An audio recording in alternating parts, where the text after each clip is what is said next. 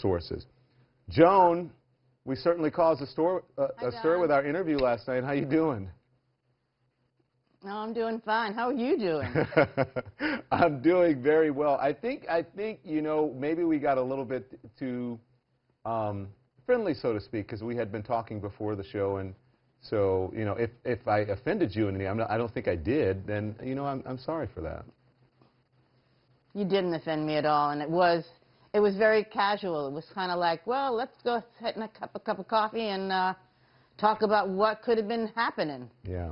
So, So, Joan, listen, as I said, I think that sometimes things are uncomfortable, but you have to ask questions, and I believe every journalist should be able to ask questions, and even if those questions are uncomfortable. But I want to ask you about this, the power of social media, the impact of your story, of you coming forward and other women coming forward, because last night NBC said that they canceled the show that's in development with Cosby. Netflix postponed their Cosby plans. TV Land has quietly removed Cosby from the show from reruns, from its programming schedule. What do you think of all these new developments, Joan? oh, do you want me to be perfectly honest? Yes, and absolutely. Say, well, to be dishonest would be say, gee, I'm really upset about it. But to be perfectly honest, I'm happy. I feel like justice is being served. It can't be served in the court of justice, but it's served in the court of the national conglomerations that realize that keeping him in the public eye would do them no service. Yeah. I was thinking of dropping Netflix myself and maybe just subscribing for 2 days when House of Cards came on. Mm. Yeah.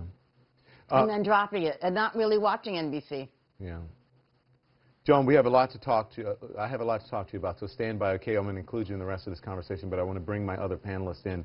Sunny Hostin is here. Sunny, you know, we're now hearing from Bill Cosby's attorney, right, denying all allegations that he's made by Janice Dickinson. Janice Dickinson is the latest, and she's certainly the highest profile one to come out. Here's a statement. Janice Dickinson's story accusing Bill Cosby of rape is a lie.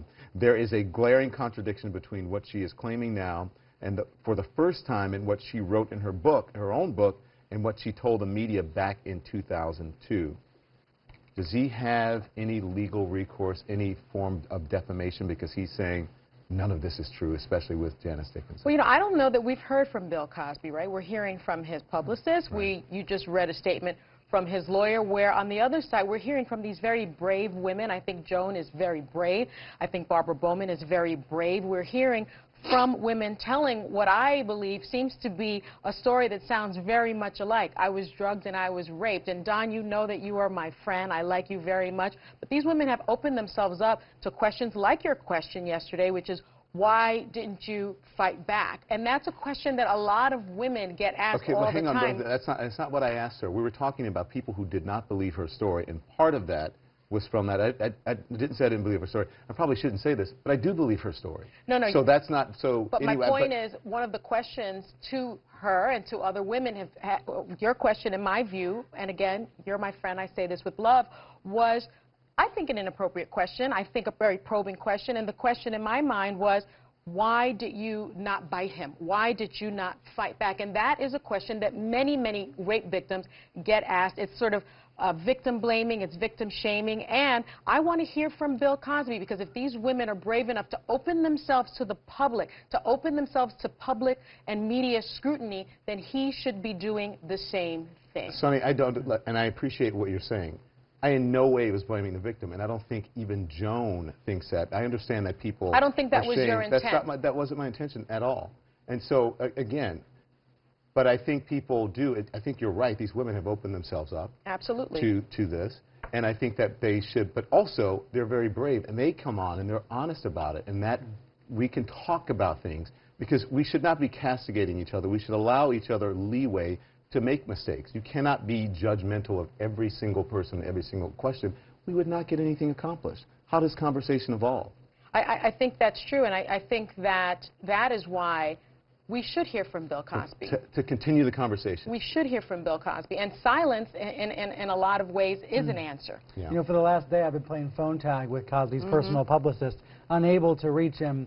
And Cosby himself has said nothing. Cosby has had chances to be interviewed and has passed on those. Hold on one second. Go ahead, Joan, because I hear you saying, What do you mean? Oh, I mean, I was just agreeing. I was agreeing with you, actually. I mean, I'm the person that was addressed last night, and I would be the first person to feel if it was an offensive question, and it wasn't. And I didn't feel that way, and I didn't feel like you were in any way blaming me. I know when I'm being blamed for something, and that was the furthest thing from my mind last night. Yeah. Thank you, Joan, for saying that. And again, that was never my intention.